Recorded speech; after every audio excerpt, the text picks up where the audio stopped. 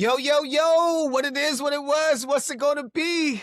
Welcome. Welcome to the latest episode of the Gen-Xpertise podcast, episode 23, entitled Music Makes Me High. We are your hosts, Main and Rants, Welcome. aka your Masters of Ceremony, aka your MCs.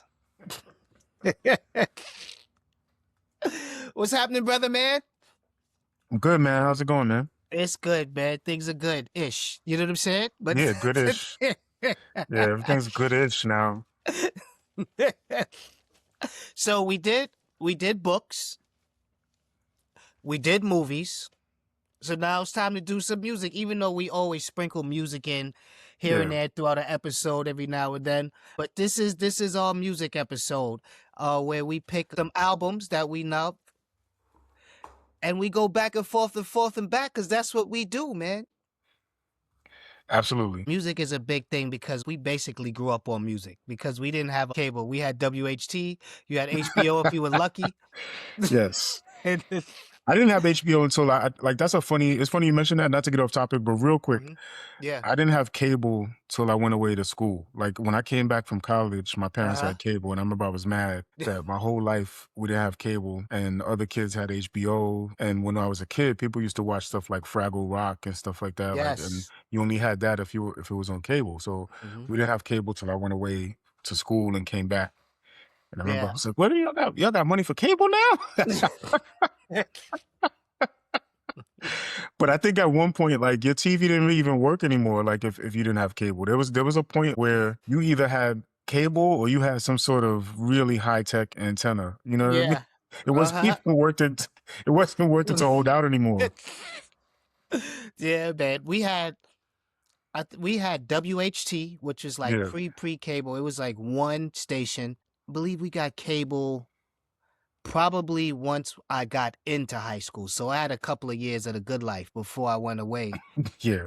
I didn't have cable. Even through high school, we didn't have cable. You know? That was crazy. Music was a big thing, so we were always listening to music. Yeah, music that's was the point. Playing. Music was a big deal. We did have music. We talked about in a prior episode of our 24 Hours to Live how music was important to us in our lives, and it brought back memories. So we decided, let's do a show about music, man.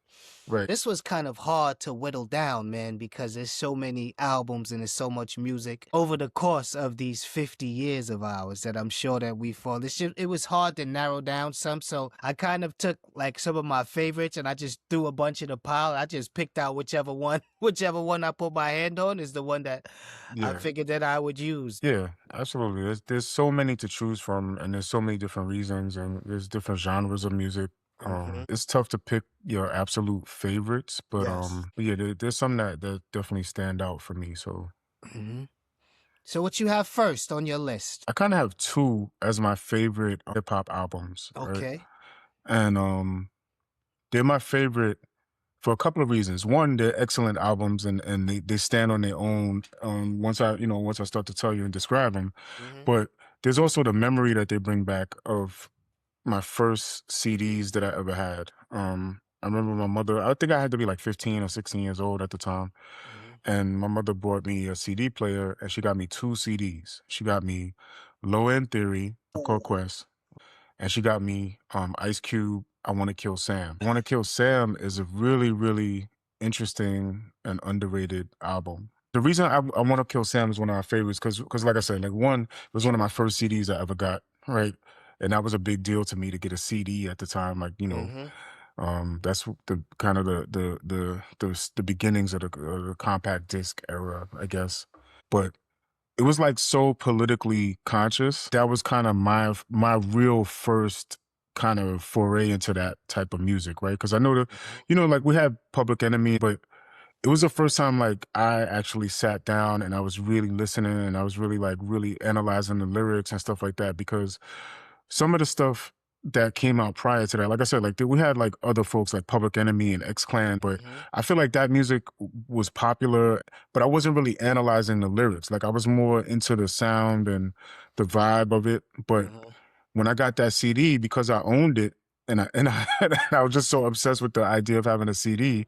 I played that one and I played Low End Theory over and over and over. So I had a chance Mm, to really live with it and sit with it and study it. So Ice Cube touched on a lot of issues. He touched on issues between like certain types of store owners that would be in the black community. He addressed mhm, them like with a song called Black Korea. mhm, There was a song that was literally like the title song, I Want to Kill Sam, which was really about our relationship to the United States and how it's like taxation without representation, representation. sometimes it would feel, right? Like so they would come into the neighborhood and want to recruit people for the armed services and stuff like that. But Mhm, this is at a time when we're not really doing well as a community. Like mhm, we're not seeing any fruits of our labor. We're not seeing really the type of attention that you would expect the government to give their citizens. But we're seeing them come in and try to kind of almost exploit and take advantage of the resources, so to speak. So Ice Cube touched on that a lot in that album. He has an album. He has a song on the album about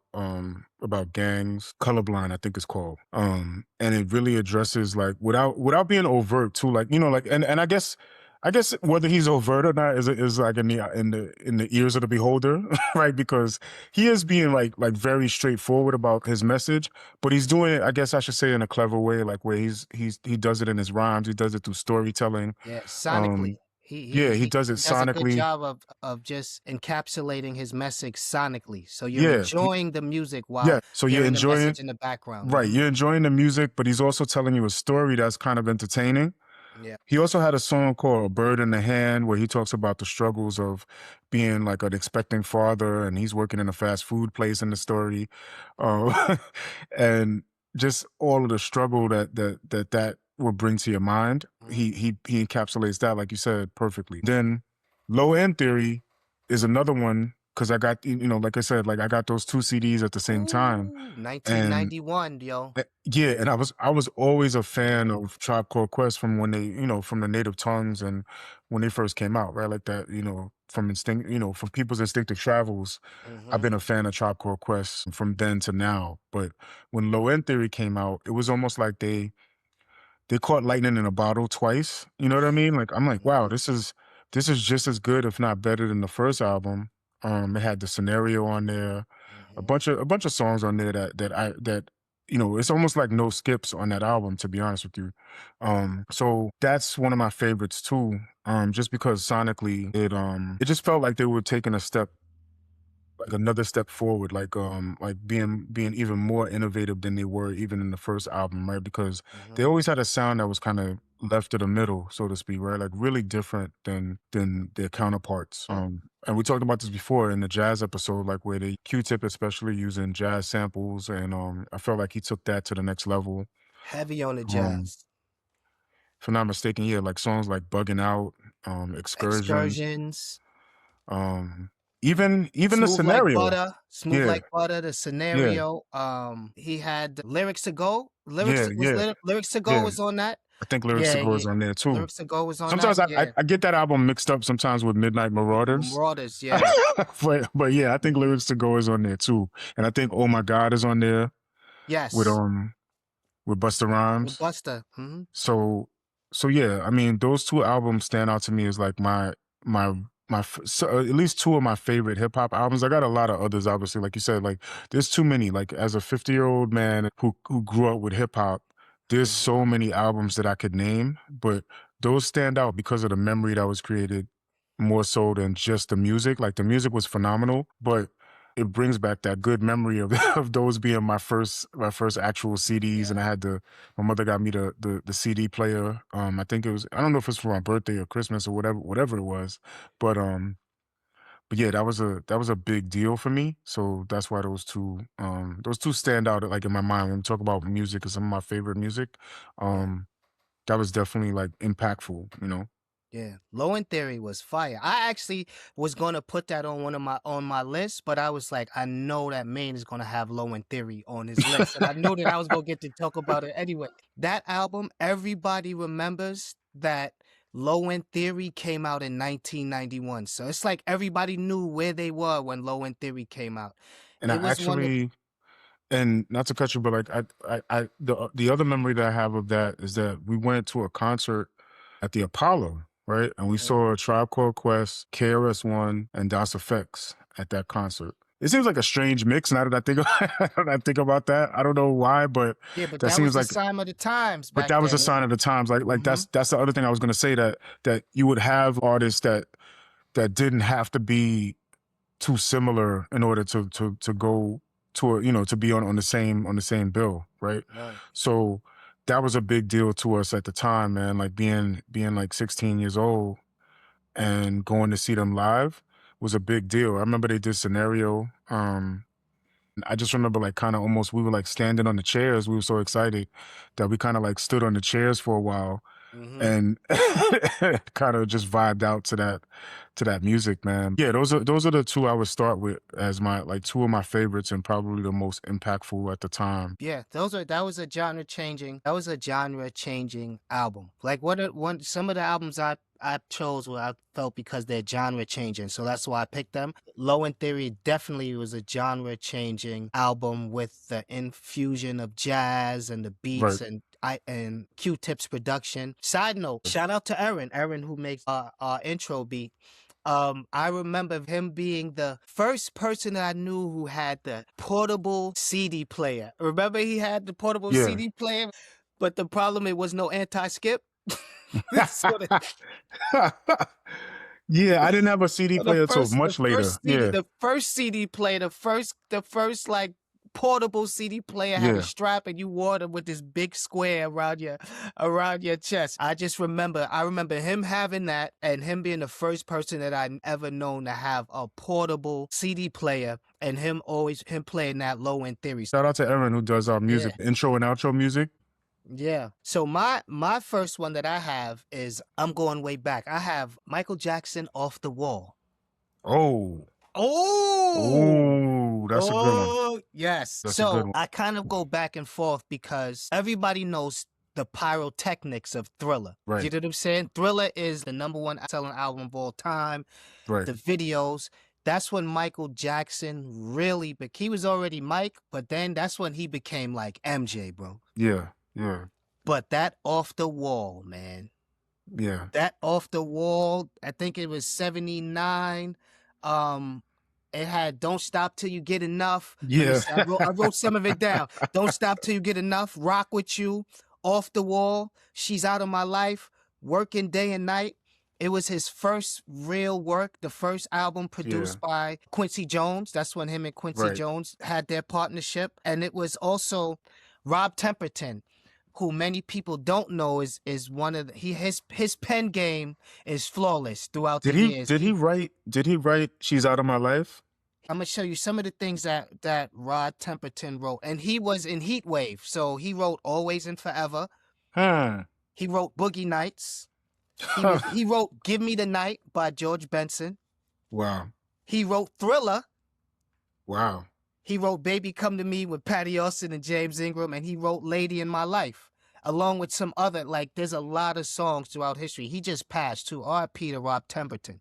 Wow. Um, Yeah, I didn't know that. if you go back and you watch that Always and Forever video, he's the white dude on the keyboard. Like he penned a lot of these hits. A lot Right. of your favorite songs was penned by this man. But Off the Wall is solid, top to bottom, man. Do you think Some that Off people the argue that Wall? it's better than Thriller. That's what I was about to ask you too. You beat me to it. I was about to ask you, do you think that Wall is better than Thriller? Like I know what you're saying about Thriller being kind of like it was like Michael Jackson's crossover album, so to speak. Like it's the best selling album of all time. Had Yes. Thriller obviously on there. Like all the songs are popular, Hmm. and it kind of made him a super mega star, right? Yeah. From that point.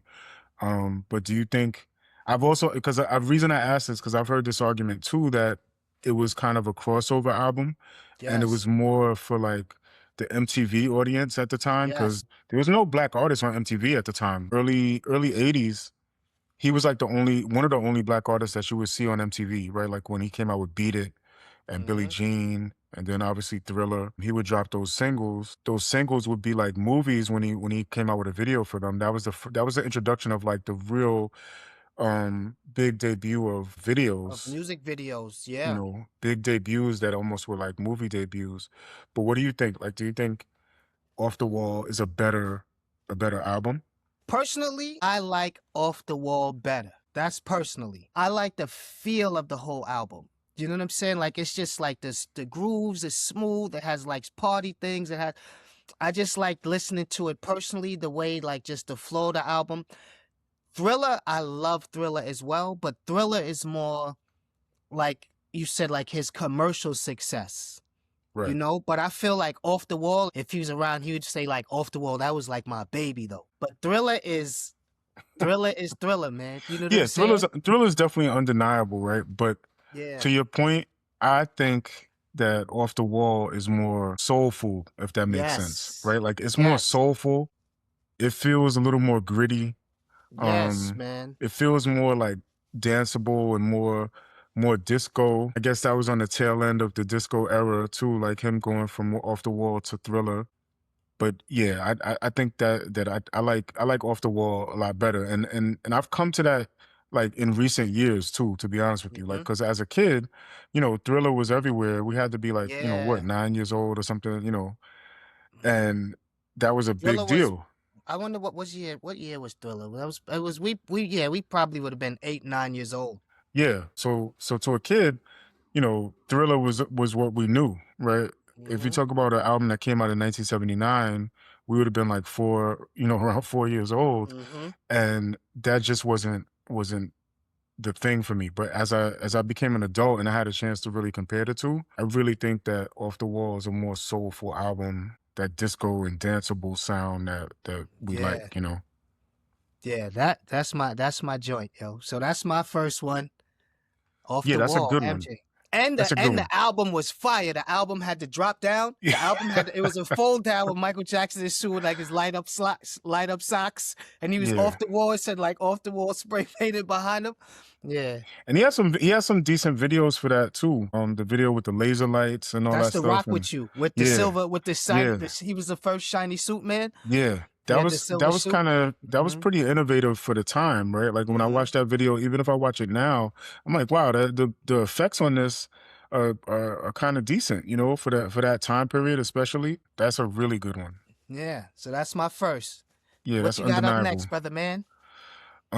We talked about this one before, but one of my favorite R&B albums is Raphael Sadiq's Instant Vintage. And that one is kind of like, this is, obviously it's all subjective, man. This is my opinion, but I feel like that's an album with no skips. Like it has no, it's almost like a perfect album to me. And Hmm. and that's something that I don't say lightly. Like I don't believe that there are a lot of perfect albums like like this. Like there's a lot of people that I'm a big fan of that don't have a perfect album to me, but I think he hit that mark. And what's interesting to me is that when that album first came out, I was wondering how it would be, man, because Raphael Sadiq, obviously he's a big part of Tony Hmm. that they had their great success and they had great music. Lucy Pearl, they had a good run and they had some good music to come out of that grouping. For those that don't know, Lucy Pearl was a group with Raphael Sadiq, Alicia Muhammad from Tribe Called Quest. Matter of fact, shout out to Hmm. him. And Dawn from In And Vogue. Dawn from In Vogue. Shout out to Dawn from In Vogue. So they had the Lucy Pearl success, and then as a solo artist, he had this Instant Vintage. I think is, if I'm not mistaken, that was his first album as a solo artist. Yes, that was his So first solo with the Still Ray. Introduction Still of the Ray, of the tuba yeah, to Still R&B, Ray, son. man. If Yeah. if you if you haven't heard this album, please do yourself a favor and go get that for Still Ray. I'm like almost 99.9% sure that that song, "You Should Be Here," With with D'Angelo. D'Angelo's on there. That's another one that's incredible. Hmm. Um, just like the whole album is incredible. Like I'm not gonna go through a playlist of it, but Hmm. but to me, like this, it's an album that kind of like if somebody told me to explain R&B or to like provide them with an example of what R&B is, like if aliens landed on this planet and they were like, "Hey, we want to know what R&B sounds like. Give us an example, or we're gonna vaporize you, or we're gonna abduct you right now. You're never gonna see your family." I'm like, wait, hold on. Let me Hmm. get to let me show you this Raphael Sadiq album real quick. But seriously, if I had to show somebody an example of what R&B sounds like or what it should sound like, that album is is a perfect example, right? Like, because it's not only soulful, it's chock full of messages, Hmm. without being too overt with the messages and or too like kind of preachy. It does have its messages to the community, and it has like real good music, man. Like he's singing extremely well. The Hmm. instrumentation on that is really really great. It it kind of rivals some of the stuff that I've heard from like Quincy Jones. Like you mentioned Quincy Jones, like Hmm. the sound of it is just big, you know. Like Still Ray, that the instrumentation on it is huge. Yeah, I he don't know used a how to tuba, say. bro. Like Yeah. he. Who ever thought that you can use a tuba Yeah. in like a smoothed out R&B song and it But works? that's what it Plus, yeah, it he's works. one of And the greatest, one of our great songwriters yeah, it's a of the era. huge So yeah. mhm. It's a huge and full sounding album. Yeah, yeah, that's one of my favorite. That's a slept on album. That's the album. If y'all don't know that album, check out that Still Ray.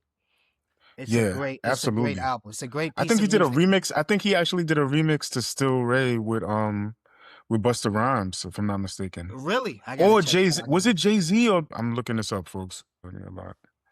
Um, wow, there's a version of this. It says, and I'm gonna listen to this later, but this is not who I was thinking of. But there's a version of this with Dr. Dre and Snoop Dogg, Really, and that's not the that's not I the did not one. know that. Yeah, that's not the one I was thinking of. Hmm. But you know what? We could move on. But I think it was either I think it was with Busta Rhymes.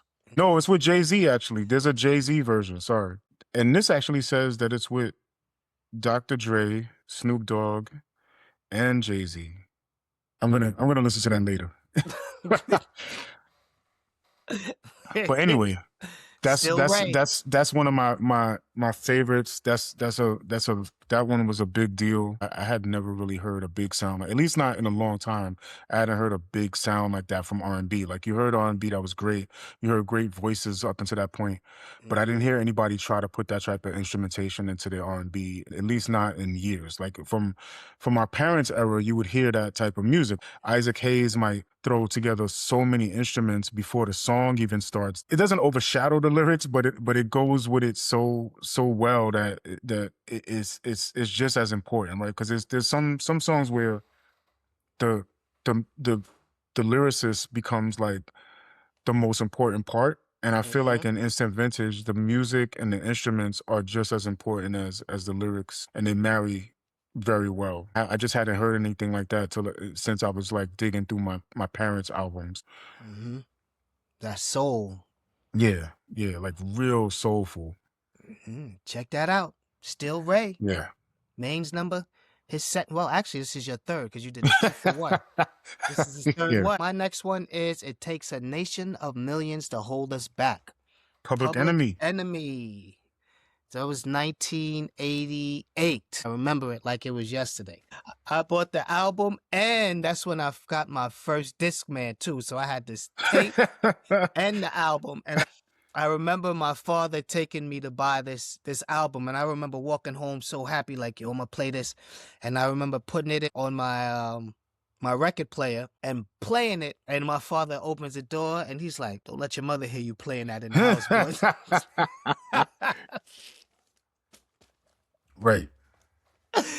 That's one of that's on my list because of they really sparked something in me, sparked something in society. Yo Bum Rush the Show, which is first with a lot of people think that It Takes a Nation of Millions is their first album, but it's actually their Uh-huh. second. Public Enemy was our first taste of real social commentary in hip hop. Yeah, You know what I'm absolutely. saying? That was They stood on their square and they stood on something, and they had Bring the Noise, of course, Don't Believe the Hype, Night of the Living Bassheads, which talked about the crack pandemic and drugs in the yeah, black community. Quick right. story on that. In high school, freshman year, I actually did a paper in English on Night of the Living Bassheads. And the English What teacher, grade did you get for that? this, I'm about to tell you, this is the side note story, son. Wow. I want to hear this. So the project was to pick a song a song that you like, a song that meant something to you, and write about what it means, break down the lyrics. So as Maine and I have repeatedly mentioned, we went to prep school. So a lot of guys, they were coming in with Dylan. What's the Deadheads? Jerry Garcia and Oh, those dudes. Grateful Dead. Grateful Dead, Chili Peppers. They were Yeah. coming in with these songs from these artists, these rock and pop artists, and you get a paper from me and it's Night of the Living Bassheads, and I break this down. I can only imagine what a teacher would be thinking Bro, when they get a paper about you Night of the Living couldn't Bassheads. put a bigger F on my paper, man. Yo, But why? Why would you get an F? you know what? The names will be Yeah, left out to let's protect the not go guilty. there. But To protect the guilty, but I just remember getting the biggest F on this paper, and it was just question marks all over it. Just red question marks, red question marks, red question marks. He could not relate. He could not relate to what I was writing on this paper, on this Night of the Living Bassheads. And it was one of those things where I was sitting there and I was like, yeah. You thought you killed it. I thought I killed it, and I couldn't wait to get this paper back. And mind you, though, I turned it in like a half a day late too. I was So like, you just gave him an excuse. There's no way I'm getting an A. So I was like, I guess I'll just go for like the B+. You know, that dude gave that thing back to me, man. He broke my spirit, yo. And it seems like, you know, and I'm sure you described like why that was the song that you picked and all that In stuff. depth. And I'm sure you kind of gave him some commentary on how it relates to like at least that time, like the current times, right? Yes. So it feels like a situation where, like you said, like it was probably so unrelatable and so confusing that he couldn't even understand what you have written probably. Seriously. Yeah, Like man. and that's a shame, because I'm sure that's happened many times, like where just because of the kind of the cultural differences, man, like you gave him something that he could not possibly understand, like unless he had an in-depth and long conversation with you to understand it, right? And at the time that probably wasn't the way. But yeah, man, that's yeah. I guess I should have guessed that. Like, I even wore a clock. I even used to wear a clock. I bought a clock. Remember when and I wore a everybody clock used to around my wear neck. a stopwatch? I remember had everybody the had actual clock. I had the stopwatch, Yeah, you're crazy. but I also had the actual clock. I went to I guess it was Sears. It was like the home department of Sears, and I found the clock on the rope that Flavor Flav wore, and I found a smaller version of it, because he wore the big one. I had a smaller version. I used to walk around with this clock around my neck, man. So that's what type of influence that this album had. And it was the introduction of the Bomb Squad. Yes, the The Bomb production Squad, team. who did a lot of Ice Cube's production. When Ice Cube I came, remember when he that. left NWA, he came over here, and most of his production was done by the Bomb Squad. Heavy James Brown with some jazz too, but heavy James Brown. I remember that, like hearing his story, like when he broke up with NWA. Yeah, I guess this all connects, man, because Ice Cube he leaves NWA, he winds up hanging out in New York. He was already friends with Chuck D. They hook him up with the Bomb Squad, and then they wind up producing America's Most Wanted for Ice Cube, which is another phenomenal album that had Who's the Mac? Who's the Mac? It had the title song America's Most Wanted. Burn Hollywood Burn was on there too, I believe. I think so. I think Burn Hollywood Burn was the end with him and Big Daddy Kane and Chuck D. It was him, Chuck D, and Big Daddy Kane. Yeah. It's funny how all these things connect, and it feels like that era of hip hop was an era like where you would have like these kind of like crossovers and cooperation between, kind of folks that you wouldn't guess that they were friends, or you wouldn't guess that they were fans of each other just by listening to their music. But when I think about it, Ice Cube had a lot of social commentary as well, so it makes sense that him and Chuck D would get along and they would be friends. Yeah, that's funny though that you got an F on that. Like, I got the biggest. I was thinking either you got an F or you got an A, because I was thinking like somebody's gonna read this and be like, oh, this is so profound. It's such a commentary on the ills of society. Like I'm thinking like you either got an A or you got an F, but you got the F.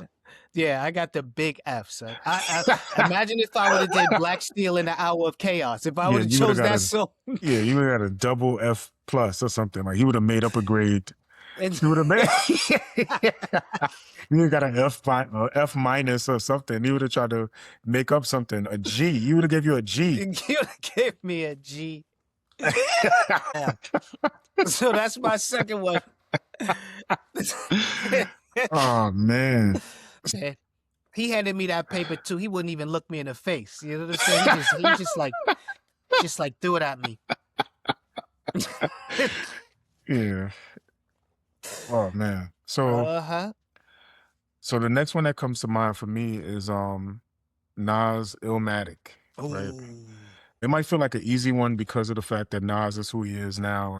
But when this album came out, I remember being super impacted by it because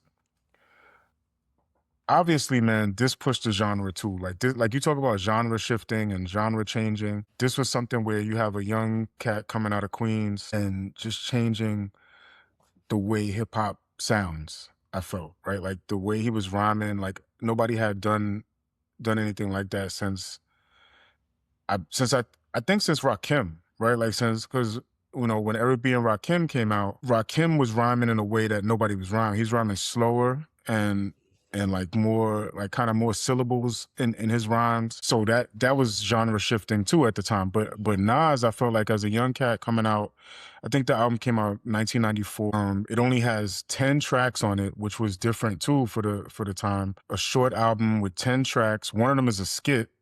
Um which actually is a sample from the movie Wild Style, Wild Style.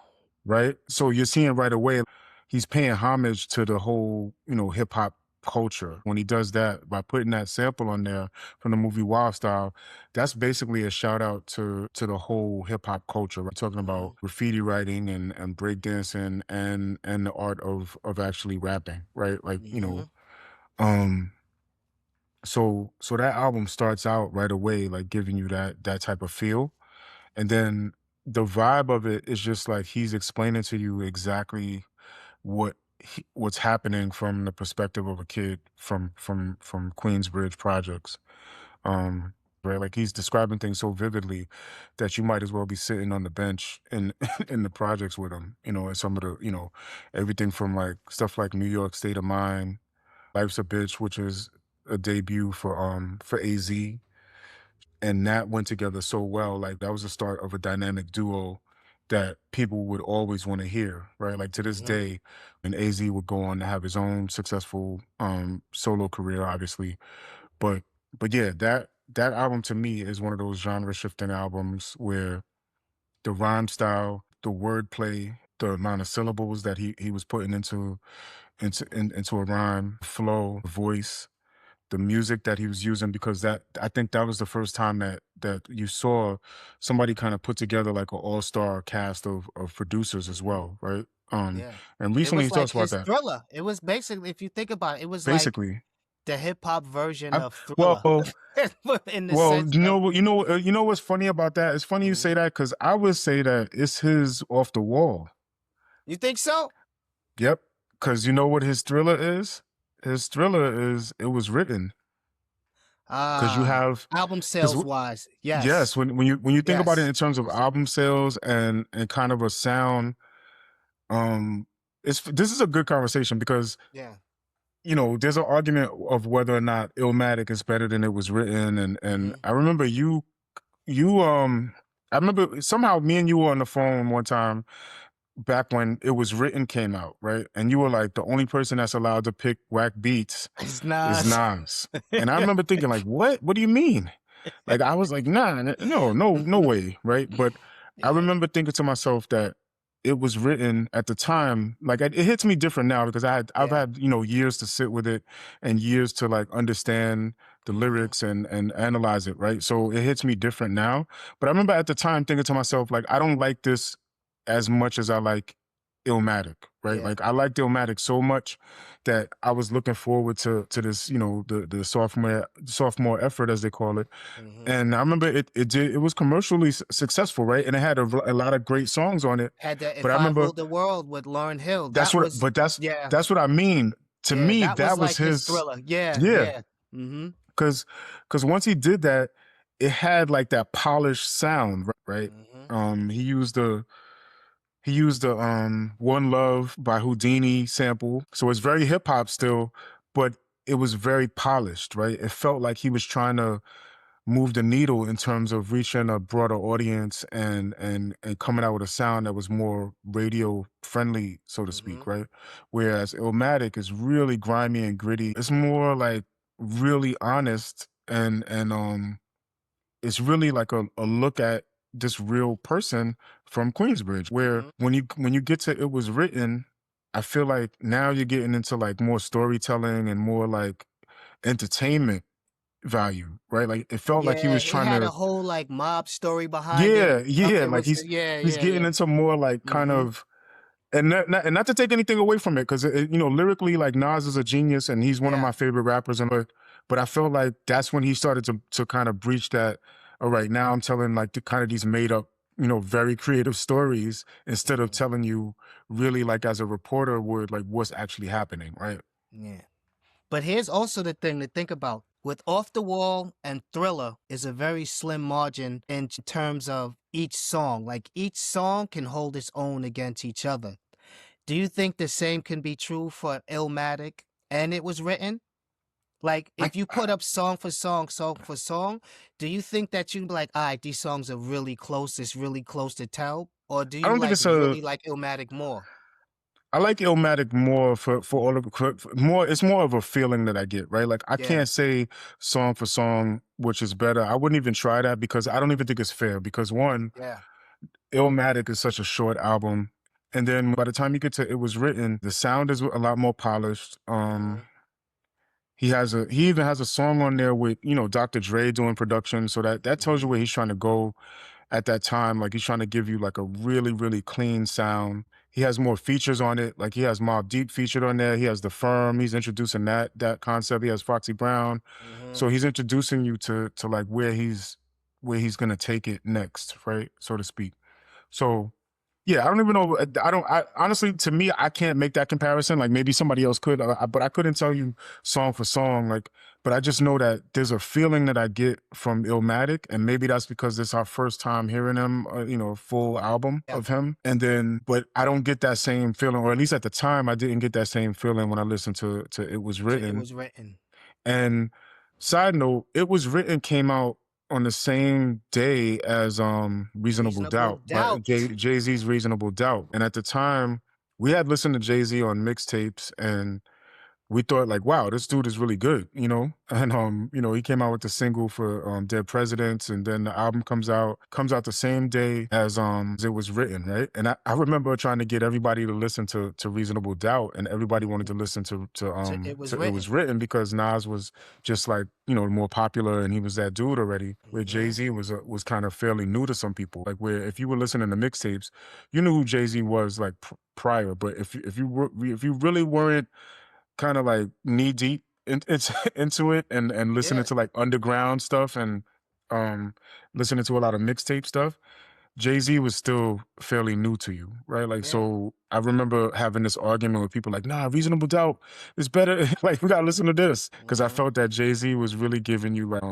like a really authentic kind of look into that underworld, Mhm. like, and at the time, like I was really impressed with the way he was flipping lyrics to Yeah, it's tell you the wordplay. story, the wordplay, and it felt really authentic. Like it felt like he was telling you stuff that only somebody that had really lived the life that he was talking about could say.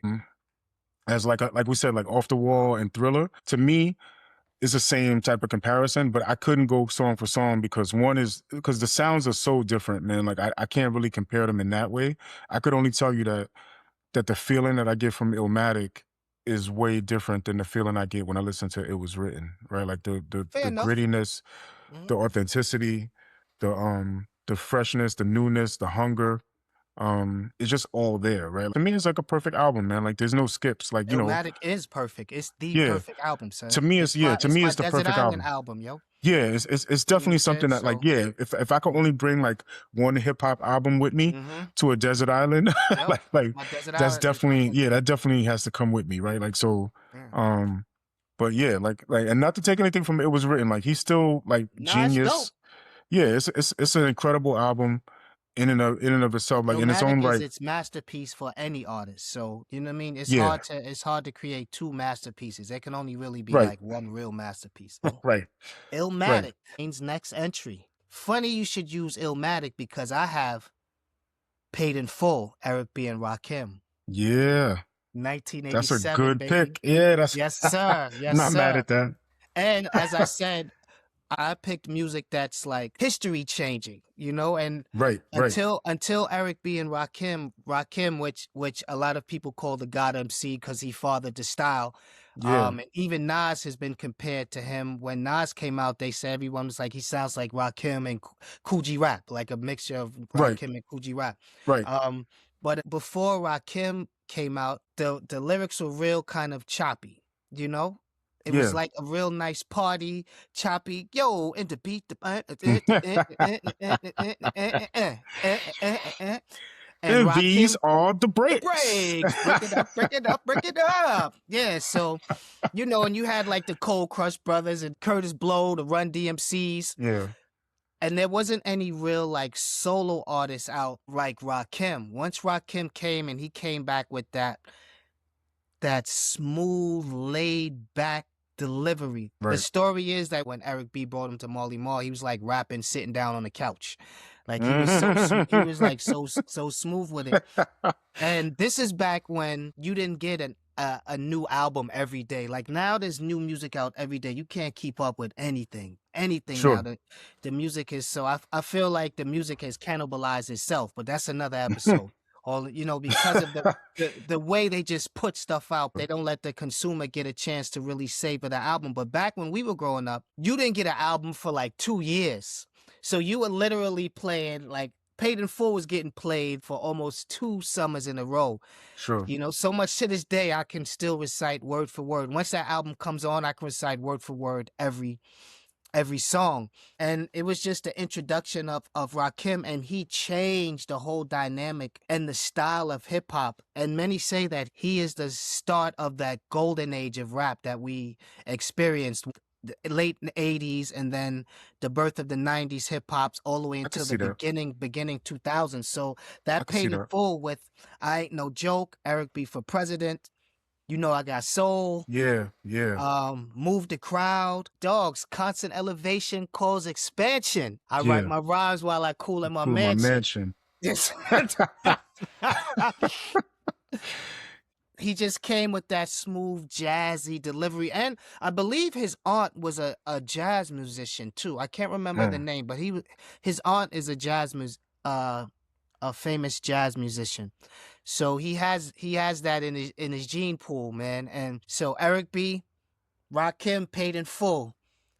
Yeah, that's a That's good my one. That's a good contribution. one. That's a good Mm-hmm. one, man. And it's definitely like you said, like that's an album and an MC that shifts the genre just with his Yes. style, and what he brings is so different than what's going on at the time, Mm-hmm. that he showed what's possible, because everybody else, like you said, was kind of like rhyming in that kind of choppier party style, and Mm-hmm. it had this, almost a voice that you had to put on to be considered a rapper. Mm-hmm. And there was very few people that were kind of going in a different direction in that, and he was Mm-hmm. one of them. So yeah, that's definitely that's definitely a good one. And the production on it, it was a no skip album as well. Like, Yeah, do you know what I'm saying? Like the production, the lyrics, it wasn't very long. It was maybe was that 10, 11 songs? You know, it was short as well, and it was just a no skipper, man. yeah, You know? So yeah. it's crazy how you Check Out have My Melody was on there. yes. I Ain't No Joke. Yeah, Mm-hmm. it had a lot of Mm-hmm. bangers on there, as they say. Yeah, I'm not mad at that. That's a really good choice, Mm-hmm. because it did shift the culture. Yeah. Um, Even the way Rakim would dress at the time, like the Dapper Dan suits, Mm-hmm. um, the introduction of like the 5% Nation, just giving us the lessons and stuff, and Seven every in the once in a while, Star, like the Seven. R. Yeah, yeah, Mm-hmm. yeah. So stuff like that he would bring to the culture, without being preachy about it, without kind of like beating you over the head with it. but he was Mhm. just giving you his authentic self, and it was just like super influential. I remember at the time.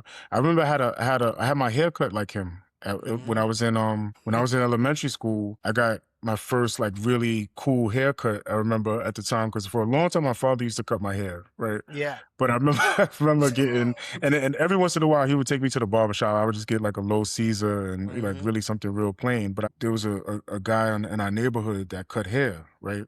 And I remember getting a part just like Rakim, like like he had a part down the side of his He had, head. like, the long part Yeah, too, right? It a was the long long part. part. Yeah, a Mhm. long part on the side, and I remember getting that part, like a straight back part on the side of my hair with like a low flat top and a fade. And I remember Yeah. like that was because of Rakim. Um, Mhm. and you just unlocked the memory, like, cause I forgot about that for a long time. But Mhm. yeah, there's a Many a picture of park me. jam. Yeah, there's a picture of me at my elementary school graduation, and I still had that part. Yeah. Um, Shout out to Rakim. That's an excellent choice. Um, so for me, the next one I would say is and it's gonna be this is hip hop heavy. It feels like because I guess Mhm. out of all genres, man, like to be honest with you, like hip hop has had obviously the most influence and the most impact on me. Mhm. Um, there's some R&B albums that I can name. Honorable mention goes to Stevie Wonder for Songs in the Key Songs of in the Life. Key of Life. But that's an honorable mention. But like Yeah. but that's my one of my favorite and it's one of my favorite R&B albums, one of my favorite Stevie Wonder albums. Stevie Wonder is one of my favorite singers, but the next one that came to mind was Wu-Tang Clan Into the 36 Chambers. And this is in that same vein of albums that I feel shifted culture, Mhm. right? I feel like we could do a whole episode on Wu-Tang Clan, you know what I mean? Because it was the first time that I saw this many MCs come out in a group together and like everybody seemed so impactful, right? Like, so when Protect Your Neck comes out, like I'm listening to it on the underground radio station with like Stretch and Babito, I think was the first time I heard the Wu Tang Clan. Yeah. And I remember thinking to myself, wow, how long is this song? Like, how many people are going to rock? Like, the first time I listened to it, I'm hearing it and I'm like, okay, these guys are pretty good. And I hear one, I hear another one, I hear another one. I'm like, wait a minute, like how long could this song possibly be? Like how many MCs could be on Yeah. this one song? And it turns out it's Mhm. 9 people on this song. And I remember that was a big deal. Like that, okay, you got 9 people in a group, right? And Yeah. then finally later on the album would drop and it was just like so innovative and so genre bending, man. Like it was just crazy, man. Like they incorporated the karate flicks into it, and that's what we all grew up on too, man. The Mhm. drive-in that drive-in theater on a Saturday afternoon. Like you see the movies by the Shaw Brothers. Like all of those kung fu flicks, and they incorporated that sound into hip hop, and I just couldn't believe they were doing this. Like they're sampling Yeah. the movies that we love from from our childhood, and they're mixing this into the music. It was just like ridiculous, man. Like I couldn't believe it. And then what they were going to become is something that I don't think anybody could have predicted, man. Like the cultural impact, the fact that they would come out with solo albums and those solo albums would have just as much impact as their debut as a group. Um their impact on just culture in general, man. Like they would I think they were the first to have a clothing line. Remember the Wu Wear store? They were the first to Um use the clothing line. They had the aliases. The Yeah, the first to have all the aliases. aliases. The deal that the RZA cut with were they on Loud? I Yeah, they think were on Loud. They they were were on on Loud. Loud. Yeah. And then he made a deal that you can have the group, but you have to allow each member of the group to sign elsewhere so they can do their Yes, own yes. solo Because I project. remember Method Man went to Def Jam because he was able to do that for that reason. Because RZA had made a deal where they could all get their own individual deals wherever they could, right? Um, I remember that when Method Man's album came out, thinking like, "Wow, this is incredible that he's so good with the group." And Yeah, now we got a solo album that's just as impactful and just as good, right? And we're just like crazy. yeah. And just their impact across the world, man. Like you see people with Wu-Tang tattoos. They started to spin off with the different groups, like different kind of Wu-Tang affiliates, right? Like it felt like a whole family that were just infinite. Like it felt like like it was never gonna stop. Like there was always somebody else coming out that was kind of under that Wu umbrella, and they were Mhm. talented, man. Like and it was entertaining. And even if it wasn't as impactful as the original nine members, it was still like something to it. Like it was very like it was something that you wanted to hear. Like it was either some charismatic folks in the group, or it had like that production that you like, that gritty production that you expected Mhm. from Wu Tang. Um, but it was just like I just had never seen anything like that, and I don't think we've seen anything like it since, right? In terms of that type of impact. And the impact of the Wu, it was crazy. The effect that they Yeah, had on the genre, on the rap community, on everything, how groups do business, how solo artists do business, just insane. yeah, That's a good pick, man. Wu-Tang. absolutely. And Wu-Tang's for the kids too. Yeah, Wu Tang is for the children. My next one, I have Maxwell's Urban Hang Suite. Classic. And the reason why I have Maxwell's Urban Hang Suite, and that is 1996, 95 and 96 when it came out, because it was the introduction to neo soul. So he's like credited Huh. with introducing this whole neo soul genre and era of music right after So hold on. D'Angelo came out. So that's what I was gonna ask you, because I don't know the like, that was a while back for us, so I don't know the Mm-hmm. exact years of all of this. But Yeah. you're saying that he's before D'Angelo, He's like he's months before D'Angelo type. is he so he's before like Erica Badu, Yes. he's before Jill Scott, Mm-hmm. he's before Music Soul Child. Came out I because take your word for it. you talking about he came out, his album dropped 90, that Urban Hang Suite dropped 95, 96. You Wow. know, we were 20 years old, bro. But like you said, it had to be like within Yeah, months it was of within these months. other Like, you folks know, coming out he was the because one that, yeah, he was the one that kind of like kicked in the door. He gets credit with like kicking in the door, right. you know, because Yeah. I'm almost positive Jill Scott wasn't out before him. I Okay. know him and D'Angelo jumped on the scene around the same time, and kind of once D'Angelo dropped, Maxwell got pushed to the side a little a little bit because Right. when he came out with that Brown Sugar, it was just incredible and amazing. R.I.P. to Yeah. D'Angelo. He got credit with like kicking in that door to really introducing the world, so to speak, to the neo soul, because they weren't even really calling it neo soul. They had no real name for it. And then Mm, remember, they just started coming out. Like it's just like Maxwell, D'Angelo, right. Erica I Badu, think Jill in Scott, NDRE, India Ari, right. Music Soul Music Child, like Soul all of Child. these artists Yeah. just started just all of a sudden just coming out. And you know that something something Yeah, and yeah. that ascension, don't ever wonder, Maxwell dancing on stage doing splits with the afro. You know what I'm Yeah. saying? He's from Classic. he's from Brooklyn too. He's New York. He's Is a he? New I York never guy. knew that. I He's never would from have guessed Brooklyn. that either. Wow. Hmm. Shout out I to think he him. went to one of those performing art high schools too. I used to work with a guy who went to high school with him, and he used to tell me how all the fellas used to make fun of him because he always had that hair, but all the ladies used to love him. Yeah. Ain't that the way? But no, that's a classic for sure, man. And Hmm. it definitely felt like another one of those, like you said, genre shifting type of artists, right? Like especially if you're Hmm. saying like he kicked in the door for that neo soul era to come in. Hmm. Um, yeah, definitely shout out to Maxwell. Like that's a good one. I'm not mad at that at all, man. Hmm. Because I remember that album had a big impact. He had like big dudes with muscles Yeah, singing along. singing along, you know what I mean? Their Yeah, headphones, dancing, you yeah, know, being nice to their ladies, buying flowers and chocolates and stuff. You know what I'm saying? Like Maxwell came out on a different level, man. yeah, yeah. You know? Yeah. He was like, Mhm. I don't maybe I might be reaching, you let me know if I'm reaching, but it felt like he was like a modern Well, day Prince.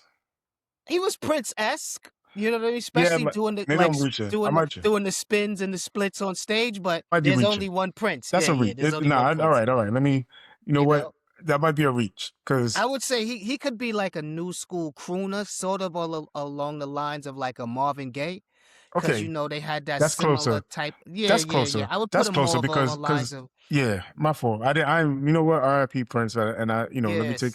I can't take it back, but I got Prince is rolling over in yeah. his grave right now. I gotta I gotta admit that's kind of a reach because when I think about it, Prince played all those instruments and he produced all that music Hmm. and he was songwriting and he he was everything Yeah, in his music. So yeah, yeah, I take yeah. that back. Maxwell is more or less like that throwback, like crooner, that Right. Motowny type Yeah, like you said, crooner like with. neo, like that, Hmm. like really the introduction Hmm. to neo soul, right? Like that new Yeah. soul sound, Hmm. right? Of these young people that are coming in and they doing their version of soul music, right? And I guess yeah, that was a reach. Yeah. That was a reach. That was my next entry to Maxwell's Urban Hang Suite. Good one. Mhm. Um, you know what? Like a little bit off topic, but on topic. I did a little bit of research, right? Like, and I started out with Andrew Huberman. Mhm. You know, like I'm a big fan of his podcast and the topics. He actually has an episode where he talks about music, right? Mhm. He talks about it from in terms of like music's impact on the brain, right? Mhm. And a couple of things I took from that, from what he was saying is that music actually has a neurological and physiological impact, right?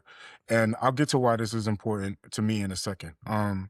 But he also talks about the fact that music is a language in a sense that it's way different than what we think of as language. Like we think of language as our words and our ability to describe things, our ability to communicate.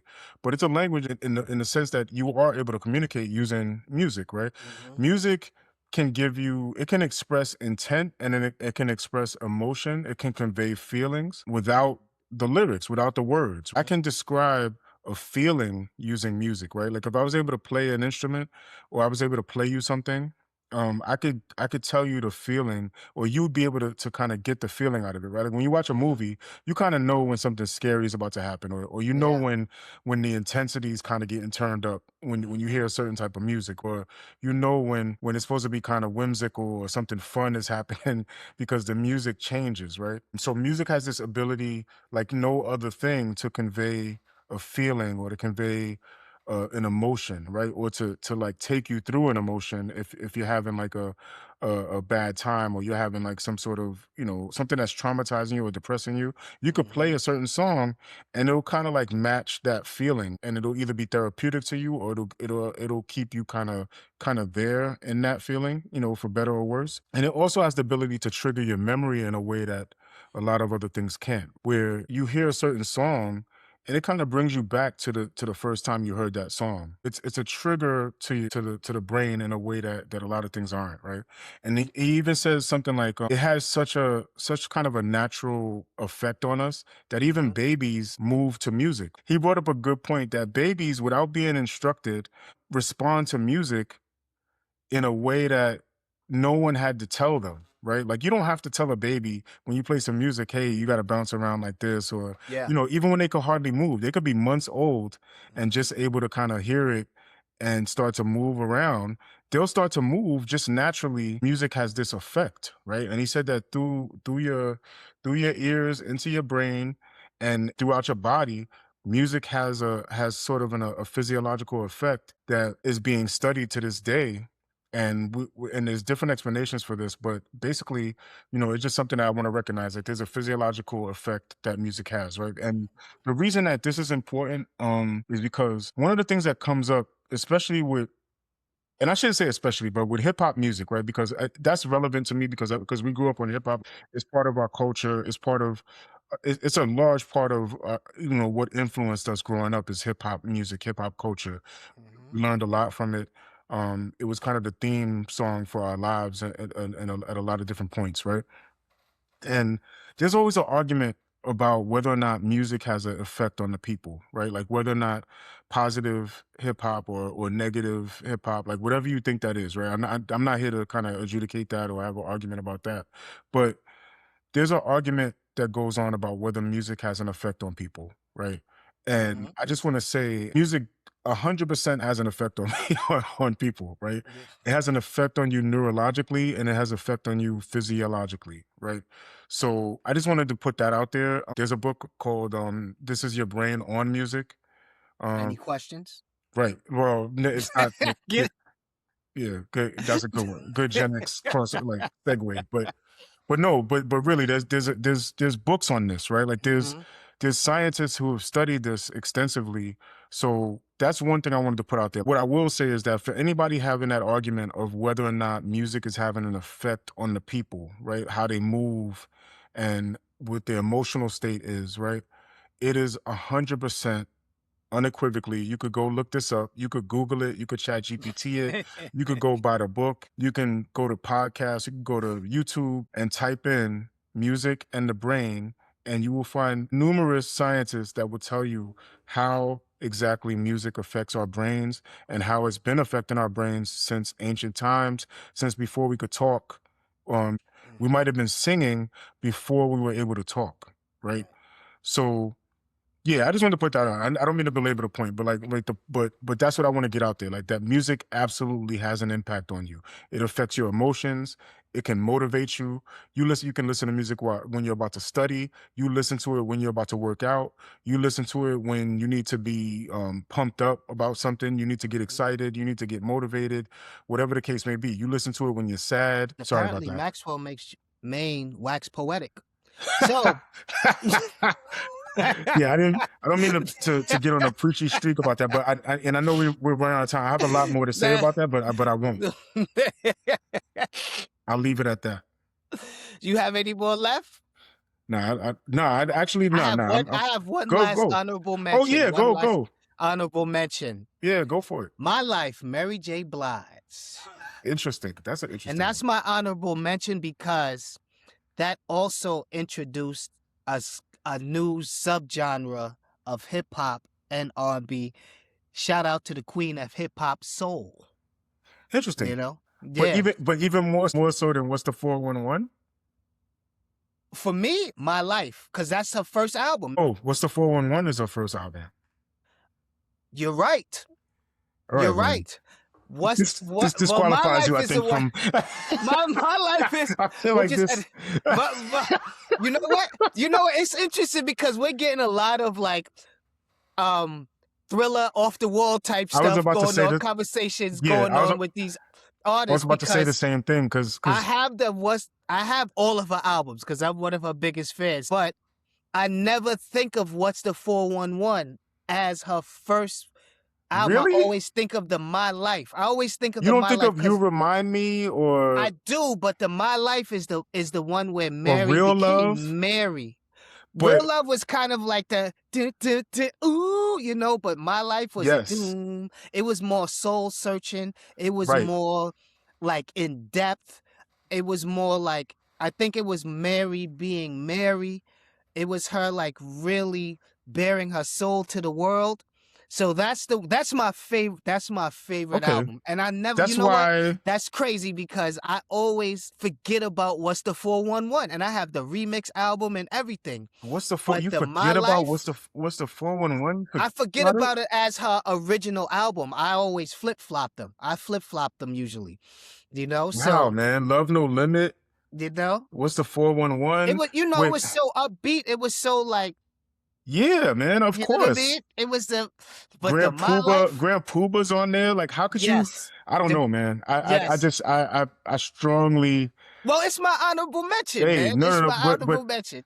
but to your point, it does fall in the same category as a off the wall versus thriller type of albums, right? Yes. Where Mm-hmm. I think what's the 411 is her off the wall to me because it's Yeah. grittier, it's fresh, it's new, and then with My Life, it's a little smoother, it's a little bit like It's very personal. it's very personal, but it's also like I said, like it feels like those second albums, people come with that cleaner, crisper sound, and it's more like, okay, we're trying to grab more of an audience.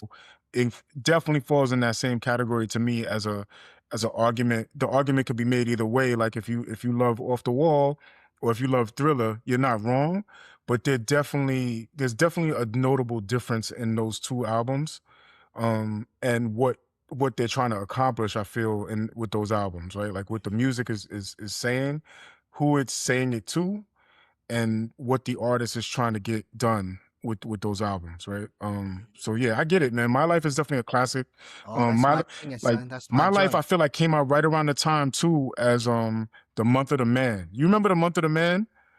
Red and Meth. Yeah, when Redman and Method Man came out on the Hmm. same day, And that was right? And 90, Def that was Jam, 94, 95-ish. something That like was I honestly Decal don't even remember and There Is the yeah, No. Yeah, there was the yeah, it There was Is to the Dark Side. That was the yeah, yeah, Redman there album. is the Yeah, dark yeah. side. There is the dark side. There And it Is the was Dark and I Side. remember Def Jam did that promotion as the Month of the Month of Man. the Man. And that's when I feel like Redman and Method Man kind of like kept running with that, and that's when you get like the Blackout eventually and all that stuff. Hmm. Like, because they understood that was a team up that people actually would want, right? Yeah. But I just remember those all that stuff came out around the same time. Like My Life came out around the same time as that Month of the Man promotion. Shout out to Mary J. Blige, like she's definitely the Word. queen of hip hop soul, where Hmm. that wasn't even they kind of coined that phrase too with Coined her, that like. because of her. Yeah, they Yeah. coined that because of her, because of Mhm. that sound was just fresh and new, like that type of R&B over those hip hop beats and all that stuff, like Mhm. that mixture was something that she definitely took over, right, and ran Which with. So basically, if you think about it too, it was original to the mainstream, but it wasn't very original to us in the sense that we had grew up on like the Kid Capri and the Ron G mixtapes where they were blending right, the songs with the hip right. hop R&B. Yeah, So so so I think when they did mhm. that, they were trying to feed both, right? Like they're trying to feed the people that Yeah. want to hear that because they're used to hearing like the Ron G mixtapes, and but to hear it officially on an album, Yeah. this is Mhm. incredible, right? Like, and then you got Jodeci that would go on to do some similar stuff too, because that's Mhm. all coming out of like Uptown Records and all that stuff. So yeah, I mean, yeah, like I agree with you though that it wasn't exactly brand new to us, but I felt Yeah. like they were feeding people that already enjoy that, and then they were also appealing to people who hadn't heard anything like that. Yeah. It's like Shout out that's a to the good one. queen of hip hop That's soul, a good yo. honorable mention. But yeah, what's the Yeah. 411 is indeed the first Mary J. Blige album for anyone that has a question. So, That's over funny. this concludes our latest episode of the Gen-Xpertise podcast, episode 23. Shout out to our day 23s now. And shout out to our day ones and everyone in between. And as usual and as always, shout out to our day one. And shout out to whoever's listening to us in Brazil. There's somebody in Brazil listening I to saw us? someone in Brazil. So shout out to them. Okay, Tudo yeah, bem. and Yeah. yeah, please interact. You too can be part of this podcast. Like, just interact. Yes, we are your tribe. Welcome to your tribe. Anybody who listens to us. Yeah, man. So on that note, like we always say, Since we are prolific. that's right, my brother. Since we are prolific, we will be right here next Wednesday, back at you. And wait. Oh, One more one more thing. Happy Martin Luther King Day. yes. Like, when we're recording this, it's the day before Martin Luther King Day. So Mhm. I just want to say happy Martin Luther King Day to everybody out there. Maybe I just want to give a shout out to Martin Luther King for all he did for us. I just don't want it to pass, and we haven't at least paid some respect in that way. So yeah, but other than that, man, you're right. We are prolific. We'll be back next week. We'll be back next week. Power to the podcast. Peace. Peace.